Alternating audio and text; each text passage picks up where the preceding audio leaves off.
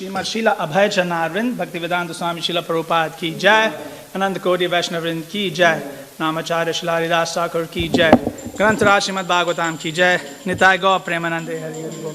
All glories to the assembled devotees, Hare Krishna. All glories to the assembled devotees, Hare Krishna. All glories to the assembled devotees, Hare Krishna. All glories to Shri Guru and Shri Gauranga. All glories to Srila Prabhupada. Namaskar Krishna Krishna Namo Jagannathaya Bhavadaya Gauragadamadaya Nangaram Namo Jagadaya Krishna Krishna Shrimad Bhagavatam Swami Namine Namaste Saraswati Devi Gauravani Shishanyamani. Today we are reading from Canto 2 entitled The Cosmic Manifestation, Chapter 5, The Cause of All Causes, text number 21. We'll all do Mangal Charan. Om Jnana Timirandasya Jnananjana Shalakaya Chakshurunmilitam Yena Tasmai Shri Guruve Namaha Shri Chaitanya Manobishtam Sthapitam Yena Bhutale Swayam Rupa Kadamahiyam Dadati Swapadantikam Vandeham Shri Guru Shri Yuta Padakamalan Shri Gurun Vaishnavamsha Shri Rupam Sagrajatam Sahagana Raghunathanvitam Tam Sajivam Sadvaitam Savadhutam Parijana Sahitam Krishna Chaitanya Devam Shri Radha Krishna Padam Sahagana Lalita Shri Vishakhanvitamscha He Krishna Karuna Sindhu Dinabandhu Jagatpate Gopesha Gopika Kanta Radha Kanta Namostute Tapta Kanchana Gaurangi Radhe Vrindavaneshwari Vrishabhanu Sute Devi Pranamami Hari Priye Vangsha Kalpatarubhyascha Kripa Sindhubhya Evacha Patitanam Pavanebhyo Vaishnavebhyo Namo Namaha Jaya Shri Krishna Chaitanya Prabhu Nityananda Shri Advaita Gadadhar Shri Vashadi Gaura Bhakta Vrinda Hare Krishna Krishna Krishna Hare Hare Hare Rama Rama Rama Hare Hare Hare Krishna Krishna Krishna Hare Hare Hare Rama Rama Rama Hare Hare Hare Krishna Krishna Krishna Hare Hare Hare Rama Rama Rama Hare Hare Om Namo Bhagavate Vasudevaya Om Namo Bhagavate Vasudevaya Om Namo Bhagavate Vasudevaya Om Namo Bhagavate Vasudevaya Om Namo Bhagavate Vasudevaya Om Namo Bhagavate Vasudevaya Narayanam Namaskritya Naram Chaiva Narottamam Devim Saraswatim Vyasam Tato Jayam Mudire Nashta Prayeshu Abhadreshu Nityam Bhagavat Sevayat Bhagavati Uttama Shloke Bhaktir Vavati Nashtiki Mukam Karoti Vachalam Pangum Langayate Girim Yat Kripa Tamaham Vande Shri Guru Dinataranam Paramananda Madhavam Shri Chaitanya Ishwaram. Text 21.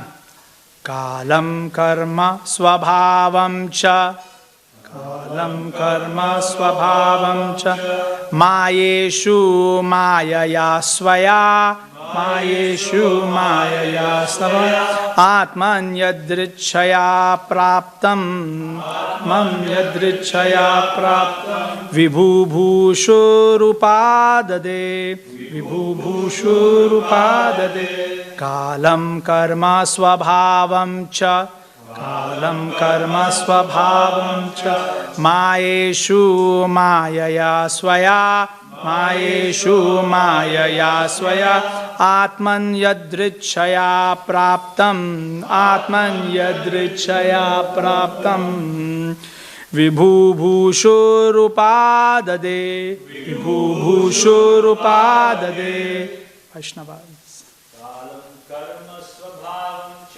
Kalam karma swabhavam cha Mayeshu mayaya swaya Atman yadrichaya praptam Vibhubhushurupadade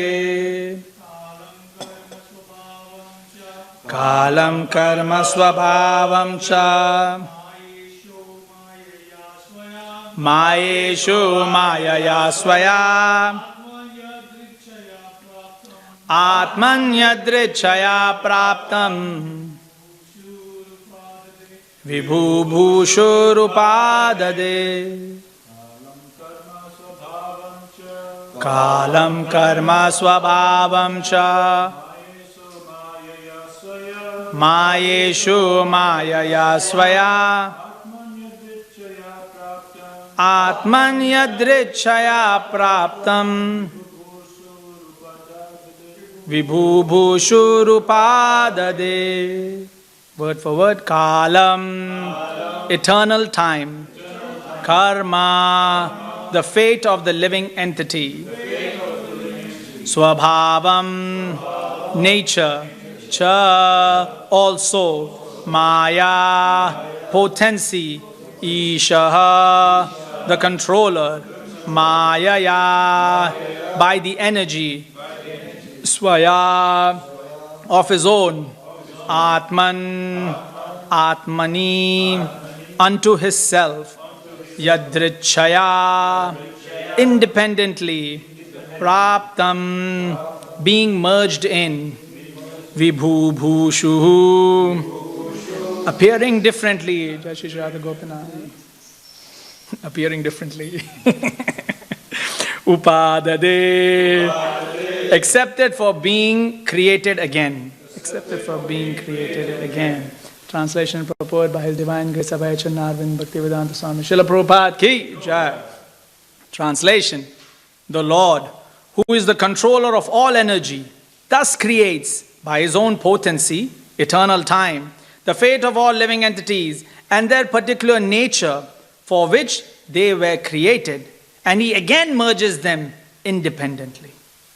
Purport: the creation of the material world, wherein the conditioned souls are allowed to act subordinately by the Supreme Lord, takes place again and again after being repeatedly annihilated. The material creation is something like a cloud in the unlimited sky. The real sky is the spiritual sky, eternally filled with the rays of Brahmajyoti, and a portion of this unlimited sky is covered by the Mahatattva cloud of the material creation, in which the conditioned souls who want to lord it against the will of the Lord are put into play as they desire under the control of the Lord by the agency of His external energy. As the rainy season appears and disappears regularly, the creation takes place and is again annihilated under the control of the Lord, as confirmed in Bhagavad Gita 8.19. So the creation and annihilation of the material worlds is a regular action of the Lord, just to allow the conditioned souls to play as they like and thereby create their own fate, or being differently created again in terms of their independent desires at the time of annihilation. The creation, therefore, takes place at a historical date, as we are accustomed to think of everything which has a beginning in our tiny experience. The process of creation and annihilation is called anadi, or without reference to date regarding the time the creation first took place, because the duration of even a partial creation is 8.64 trillion years. It's trillion, right? Yeah, trillion.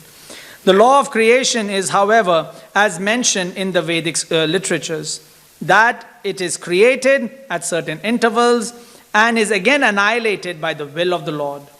The whole material or even the spiritual creation is a manifestation of the energy of the Lord, just as the light and heat of fire are different manifestations of the fire's energy. The Lord therefore exists in His impersonal form by such expansion of energy, and the complete creation rests on His impersonal feature. Nonetheless, He keeps Himself distinct from such creation as the Purnam, or complete. And so, no one should wrongly think that His personal feature is not existent due to His impersonal unlimited expansions. The impersonal expansion is a manifestation of His energy, and He is always in His personal feature, despite his innumerable, unlimited expansions of impersonal energies. Bhagavad Gita 9.5-7. For human intelligence, it is very difficult to conceive how the whole creation rests on his expansion of energy. But the Lord has given a very good example in the Bhagavad Gita. It is said that although the air and atoms rest within the huge expansion of sky, which is like resting reservoirs of everything materially created, still the sky remains separate and unaffected. Similarly, although the Supreme Lord maintains everything created by his expansion of energy, he always remains separate. This is accepted even by Shankaracharya, the great advocate of the impersonal form of the Absolute. He says, Narayana Paro Vyaktat, or Narayan exists separately apart from the impersonal creative energy. The whole creation thus merges within the body of transcendental Narayana at the time of annihilation, and the creation emanates from his body again with the same unchanging categories of fate and individual nature. The individual living entities, being part and parcels of the Lord, are sometimes described as Atma, qualitatively one in spiritual constitution. But because such living entities are apt to be attracted to the material creation, actively and subjectively, they are therefore different from the Lord. Sometimes Srila Prabhupada writes such wonderful purports that you can just say, nothing more to add. Just everything he has said. So here we are seeing Brahma is again discussing about the importance of the Sarga and how the Sarga has everything in it. Here Srila Prabhupada uses the word karma and he translates it as the fate of the living entity. Sometimes Srila Prabhupada uses karma as interaction. Sometimes he talks about karma as duties. Here he translates it as the fate of the living entity. So karma involves everything. It has everything. It has action, reaction and destiny. All of that amalgamated. That is karma. Because sometimes if we don't understand all these three concepts of karma, then it's difficult to appreciate why something good or bad is happening to somebody. We may have a very bad person and they're getting very good results because their destiny exists. So here that aspect of destiny is being described. Now, when we look at the fate of all living entities, we have to understand how is it that all the fate is already predetermined. Right? Sometimes we hear that, right? All fate is predetermined. Like we hear this terminology of predetermining destiny. The way it is explained is, whatever the living entity is doing in the material world is a reflection of the spiritual world. Perverted reflection, but of the spiritual world. So whatever good or bad a living entity is doing here, Krishna has already done. So the result is already known. Is that making sense? Krishna has already teased people, like we tease people here, right? In Twitter, in Facebook, we tease people. You don't know anything. Amongst friends, we tease, right? Krishna is already doing that. We may try to hurt somebody. Krishna is hurting people. so that's you'll see the same principle. Srila Prabhupada writes very nicely in that perfect question, perfect answer. Krishna is the biggest rascal. He mentions that. I forgot the name of that journalist. But he tells it to him that Krishna is the biggest rascal. Whatever you can think of in the material world, Krishna has already done. And so therefore the fate is known. Right? So fate is established. So when this principle gets perverted in the material world, Krishna already knows if somebody does this, this is the result. If somebody does this, this is the result. If somebody does this, this is the result. So that result is known. And that in one sense is the fate. That's why whenever we say everything is predestined or everything is known, that is what we mean, because Krishna has already done it, the result is known. Right? So when Arjuna sees the universal form of Krishna, he's saying that I can already see everyone's destiny. See, when he's saying that, he means it. He can actually see it. He can see everyone. It's very interesting. I think Sri Prahlad Prabhu was saying, he says, in the universal form is your face also. Your face is also part of the universal form because it's universal. So you are also in it. So your little face is there somewhere.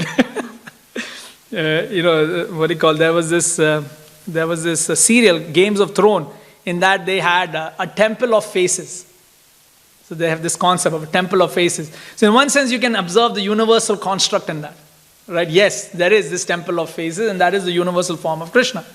And so when he's seeing that, he can see everyone's fate already. And so that is very,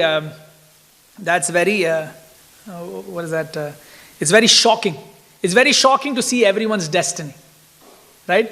Usually when we deal with people, we see them momentarily. So the aspect of kalam, the time, is we see them at this point, we slowly see them suffering, we slowly see them enjoying, and so there is a tolerance. We are able to tolerate, right? We are able to tolerate this happiness and sadness.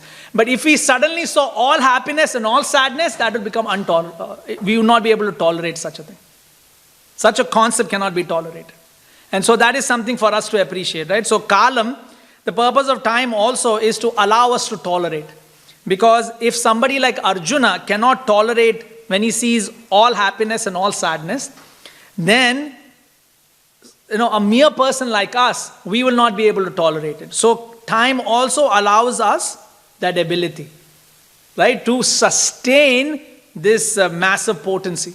And it is by that sustenance that we can try to act like God. Otherwise it's difficult, right? Krishna knows everyone's destiny at any moment of time.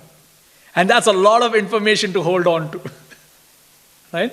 And for us, that is not possible. So by allowing this period of time to slowly fly, that ability is provided to us.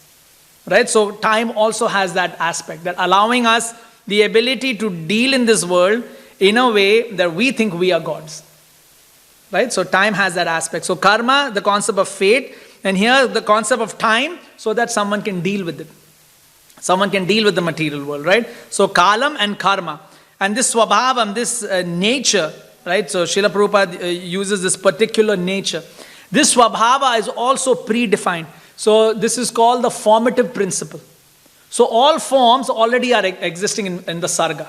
In sarga, all forms exist. Then in the visarga, what will happen is you'll have Brahma, Brahma does Kashyapa, Kashyapa gets his 13 wives. 13 wives? 12 wives, 13, I don't remember. 12, 13 wives, okay? And then from them come all the creatures. Right, I don't remember the exact, I think it was 13 wives. Maybe, I think 13. So all the creatures come out. So now the formative is actually coming out. Like you can actually see what's her name? Kadru, right? Was Kadru the snakes? Kadru was snakes, right? Yes, snakes. Anita was, Vinata was, I think, Garuda's mother, or I think it's Kadru and Vinata. I think that's the story. So she's from the bird line. This is the snakes line, reptiles. So you can see all of these principles now forming. But in the sarga, they all exist. So Brahma is pointing this out, that this swabhava, this particular nature already exists. The nature of a reptile, the nature of a poisonous creature, the nature of a bird desiring to fly. These natures already exist. The formal principle is there, and then when the formative, like when it takes into a seed form and actually shows in a gross form, that also exists. But that is in Visarga. In Visarga, you will actually get to see the gross form, like what we are observing today. Like scientists today, they are observing, they have all these nomenclatures that they build up of various species. I think they are up to, 2 million or something like that, like the number 2-3 million, like they are in the 2-3 million range. Like they have a pretty big list of nomenclatures of species, right? You will actually, we will actually see that the Bhagavatam says, Padma Puran, Bhagavatam all says is 8.4 million species. Like uniqueness. Even amongst the human beings, there are 400,000 types of just humans. So this, variety of form, its nature already exists in Sarga. Right? So Brahma is simply taking this nature and then he's re-enabling it. Right? So think of this as a chemistry lab.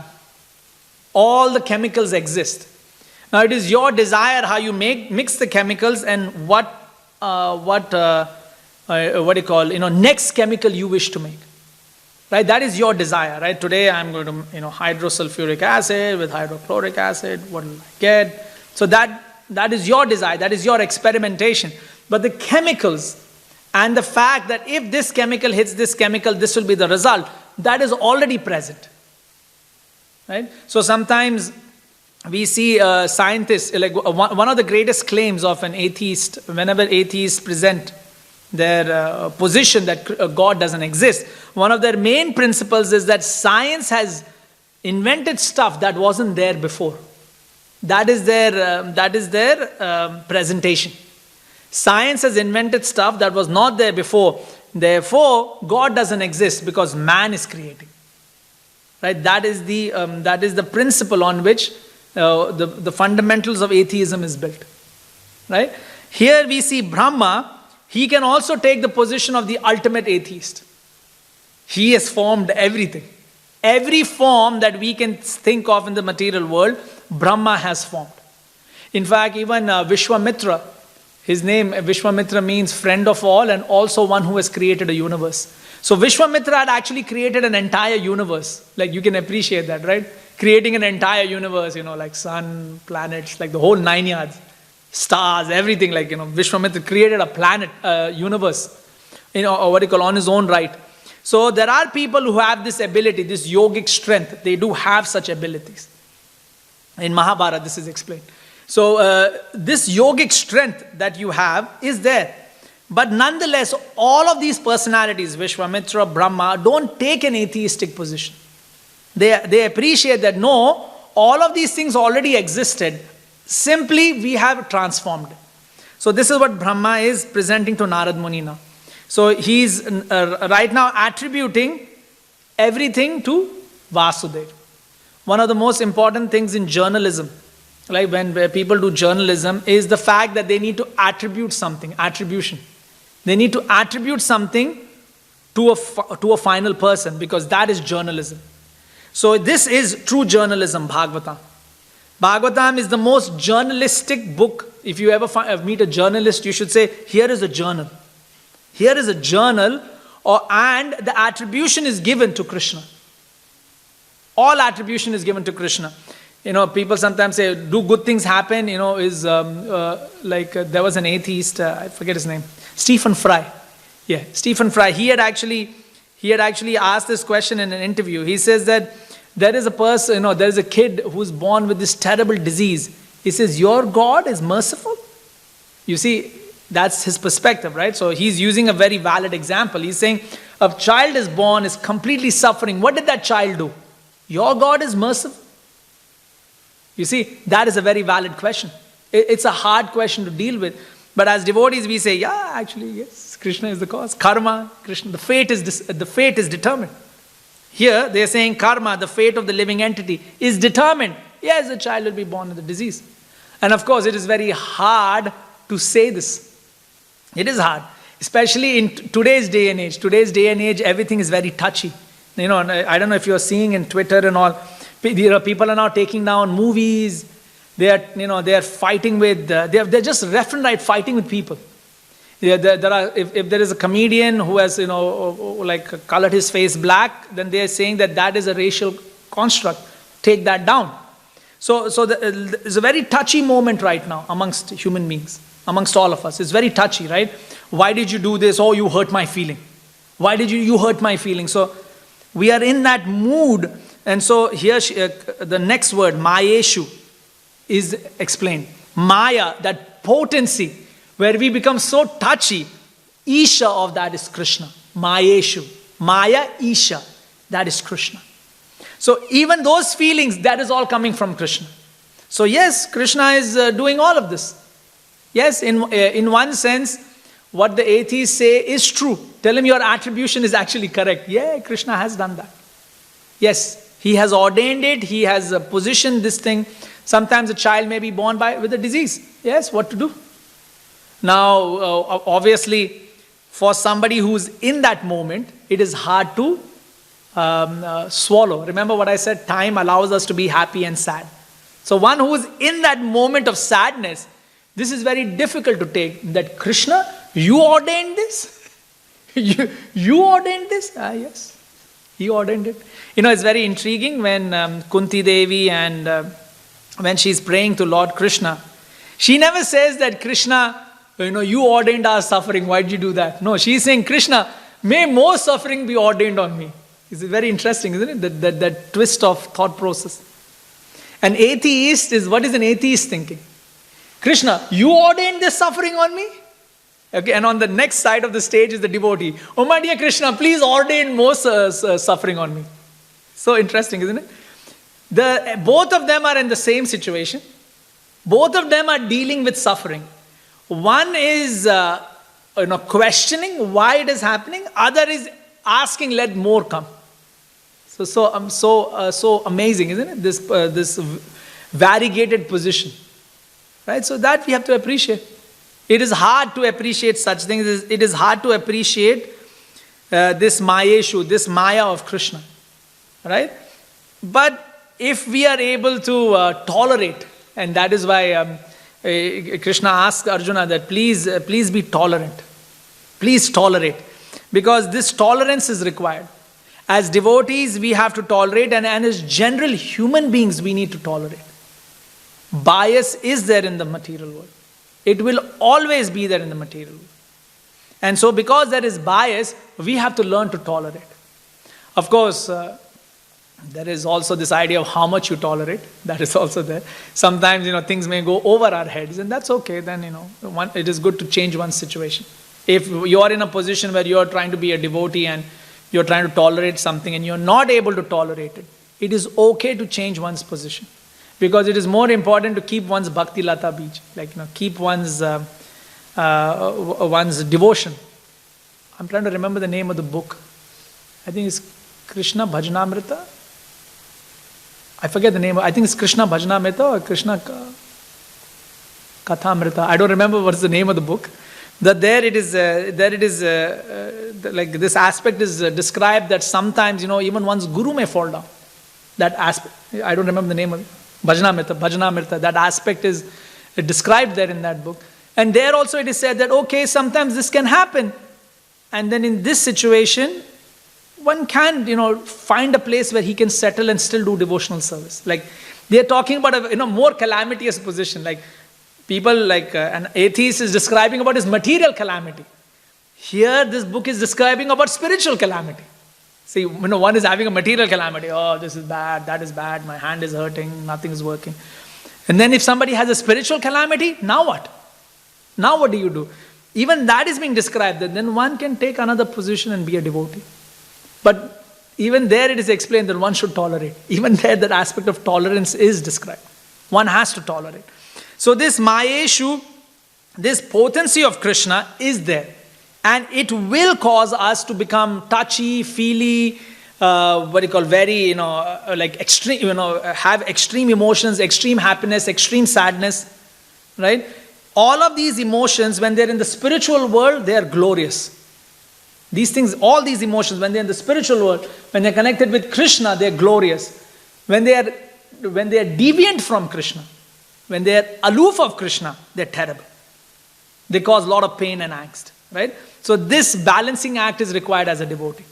And even for a general person who lives in the material world. So the way the atheist deals with this, so that's why we have to start appreciating why an atheist is dealing with it. The way the atheist deals with this is that you put me in this position, I reject you. Right? What they're not understanding, if you think of the, progression of your journey, is that we got ourselves into this situation. Krishna is simply providing more such situations. He's providing the situation. We got into the situation. And now what's happening is, as and when we are progressing through the situations, we are continuously turning back Krishna and saying, you put me in this situation, and you go more away into another situation. And then you're like, Krishna, you put me in this, and you go more away. And then at some point, Krishna is gone. He's merged back into the, into the Brahman. And now there is just us, and we are now dealing with each other, and now we are fully in Maya. So Mayeshu is very important to understand. And so to remove all of this covering, that is why in Ishopanishad, so beautifully it said, my dear Lord, you please take away this shine so I can see you. So beautifully in Ishopanishad it said, my dear Krishna, take away this bright light so I can actually see you. Because even through our struggles of swimming out of this material creation, we'll still see Brahma Jyoti and get blinded. It's interesting, isn't it? Right now we are blind. We are blind due to ignorance. When we get to Brahma Jyoti, we'll be blinded by the light. It's amazing, isn't it? How you get blinded. Right now we are blinded by ignorance, right? It's too dark, I'm too blind. I'm blind. And if suddenly somebody, like just smashes a torchlight on your eyes, you again get blinded by that. And so in Ishopanishad, this devotee is asking that, my dear Krishna, remove this blindness, please. I just want to see you. We see Arjuna, I'm just seeing the picture there. So we see Arjuna asking Krishna the same thing. He sees the universal form, he says, this is too much. This is too much. And then Krishna shows him, the Narayan form, he says, no, Shyama Sundar. Please, you come down to Shyama Sundar form. And then he says, okay, this I can deal with. So for us, we are very fortunate that we have Krishna in the Shyama Sundar form and we can deal with him. We have that fortune, right? So here, this Mayeshu, we have to appreciate. And Krishna is saying something, there is a nice word used here, is Swaya. Swaya means this is Krishna's energy. Right? So, how sometimes we see when we look at Krishna's expansions, there is, Swayam Rupa, Tadekatma Rupa, Avesha Rupas, Krishna's various forms. But here is very interesting that Krishna, the term Swaya is used for Krishna's material energy. That this energy, this Maya is also Krishna's. Right? So usually, we use Swayam in a very different way. We use it more for Krishna, there are, I'm just trying to remember, I think 5, yeah. Krishna, Balaram, Narsimha, Rama, and Chaitanya, Lord Chaitanya. So 5 main forms that Rupa Goswami describes. But here is very interesting that the same Swayam is being used for Maya. We're not saying that is the same thing as Swayam Rupa. We're not describing that. What we are saying is that even this Maya is being attributed to Krishna, that this is Krishna's.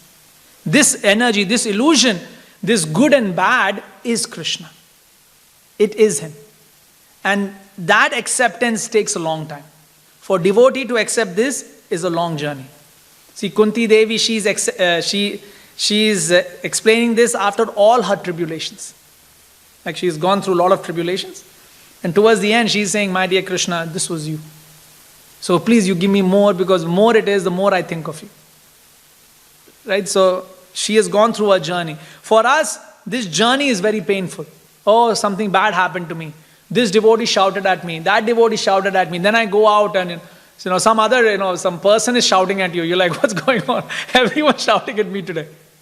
One day it feels funny. 2 days it feels funny. It happens for a month. You start getting angry.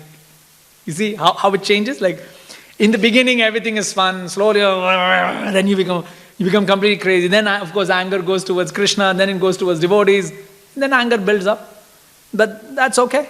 It's like we go through the process. Draupadi used to sometimes get angry at Yudhishthir.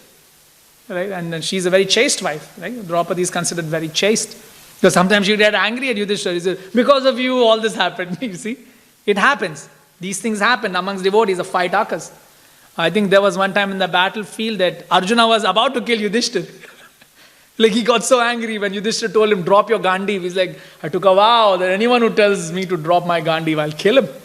And then they're about to kill each other. And Krishna like, hang on. Krishna is coming in between. So sometimes these things can happen. Right? But the idea here is when we start accepting that, oh, this is Krishna's energy. Right? The attribution is given. Then we become calm. So the way to see this is there is a microscopic view and a macroscopic view. In the microscopic view, you did it. You hurt me. Right? So macroscopic view, oh, actually it was Krishna. And having those two visions, the small and the big, helps us to deal with the material world. Otherwise, my God, it's too much. If it's only macroscopic, then everything is Brahman. Right? Then you can trample on another devotee. Because I'm only looking at macroscopic, Prabhu. My view is all about Krishna. You start trampling others. And then if it's only microscopic, you'll start hammering others. Like, see, in both scenarios, good and bad can happen. So one should always look at a situation and say, microscopically, I see, this is my, that is why when we say sarva karana, in that last line, it says that the cause, so there is, the effective cause, the immediate cause, the ultimate cause, there are various causes. One has to see that the immediate cause may be something in front of you, but the effective or the ultimate cause, that's Krishna. Sarva Karana Karana. That's it. That's it. So that balancing act allows us to deal with the material world. And here, it is now being explained that Krishna is doing this out of his independence. He is now creating. So, Yadrichaya. Ichaya means your desire. Yadrichaya means completely independent desire.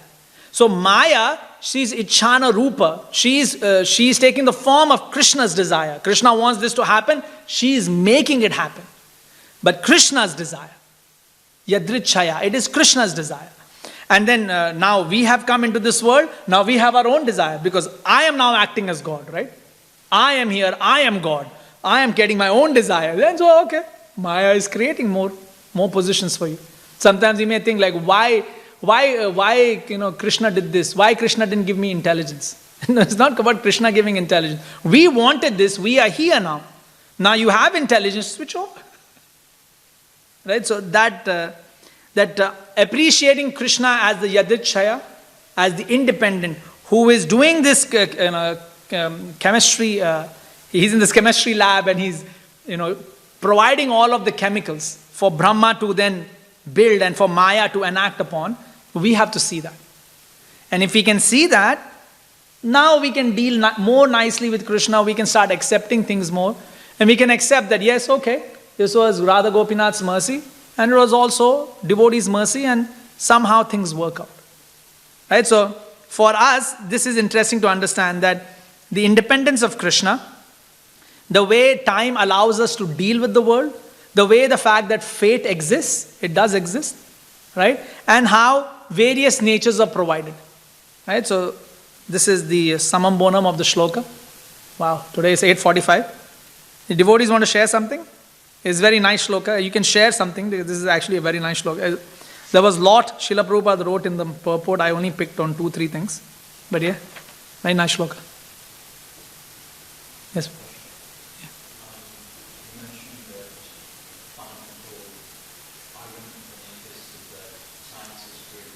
Yes. No, not created God. You are right. Actually, you are right. That they believe that man has created God, in writing the books. So you are correct in that principle. What they are saying is that there is no need for God. In fact, there is no God. Yeah.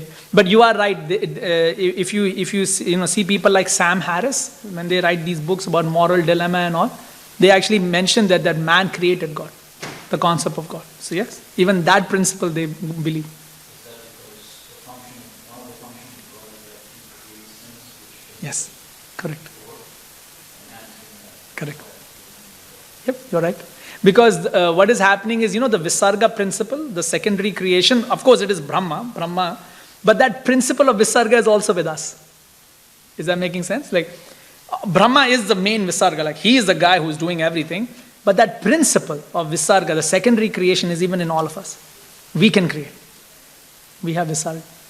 So that is, this pushing down of that potency is pretty practically in all of us. And so you are right. So we look at that and we think, I'm God. So, Narad, that is why Narad is asking, are you God? In Narad's question is that, are you God? Because I can see you are the creator. But Brahma is humble. Actually, no, it's not me. There is actually a Sarga. And so the scientist never makes that connection that, I shouldn't say they don't make the connection. They do make the connection. It's not like they don't. They also believe in Sat potency. That Sat Asat. They believe in Sat and Asat. Like there is an eternal part, there is a temporary part. They do believe in these things. It's not like they don't. It's just that they don't attribute it to Krishna. So one is looking at the principles and one is attributing it to somebody. So the attribution part is missing. And that is true even for Mayavads. The attribution is never given. And that is why here you can see Brahma attributing it to Krishna. Right? So that is why this is real journalism. So if you're looking at pure principle journalism, this is journalism. Right? Because you're attributing the concepts to somebody. Right? So this is reality. Now more will come. He's even going to attribute all the bad things that happen to the jivas. So it's not like he's saying Krishna is the cause of all bad things. He's saying, no, we are the ones who are into Maya. We want to stay here. So Krishna is providing. So Krishna is more the provider.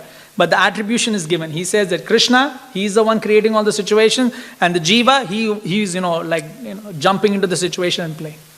So yeah, it's very interesting. So like when you see all these people discussing, you can actually find aspects of Bhagavatam in what they are saying. That what you are saying relates to Bhagavatam, what you are saying relates to Bhagavatam. And so this is why we appreciate Vyasadeva, because every literary philosophy that is there, Vyasadeva has presented it. You can find any book written on philosophical presentation, mundane, I'm talking mundane here by the way, mundane philosophical presentation. You can see in Bhagavatam, in the first 3 cantos everything is covered. So that's what Srila Prabhupada said. If you read Bhagavad Gita in the first 3 cantos, you're a theosophian. You're a theosophian. Like you can now go into the academic world and you can talk. You're a theosophian. Of course, if you want more, then Chaitanya Charitamrita gives you much more. Then there, now you have, the esoteric concepts are really explained, right? So, but it's very esoteric, right? So that's harder to discuss in a theosophical philosophy. But, if you guys want to go into college or you want to do PhD, first 3 cantos of Bhagavata, you're done. You're theosophic. If you've read it, you're theosophic. So yeah, all of these aspects are there. It's quite amazing when you start reading all of this, and especially Canto 2. And when we start, going to Sankhya, oh man, that's fired up. That's really fired up, because Sankhya is functionally how a scientist sees the world, right? So they don't really look at, scientists don't really look at all of this, right? So we are attributing everything to Krishna. They don't look at this. So they look at it from a Sankhya perspective. So that's why the presentation by Kapila Muni is there. And that's a very important presentation. So that is coming Canto 4? Or where was it? 3, right? Yeah, 3. It's coming in 3. Yeah. So this is interesting. You want to share something about it? All right. Granth Srimad Bhagavatam ki jai, Srila Prabhupada ki jai, Nitai Gaur Premanande Hari Hari.